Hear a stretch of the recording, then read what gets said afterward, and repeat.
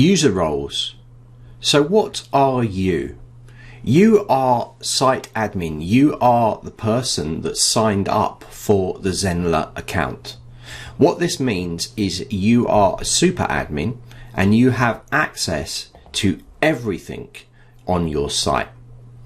If you go into your admin area, you will have access to all financials, all courses, marketing funnels, email broadcasts, communities, site, and all lives.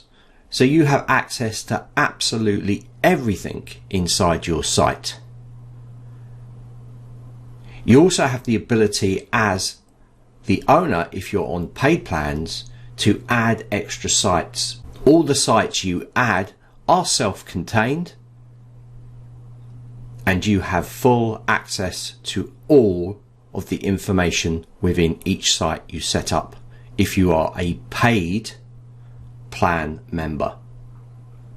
As a free user, you have access to one site and limited access to certain features inside the platform.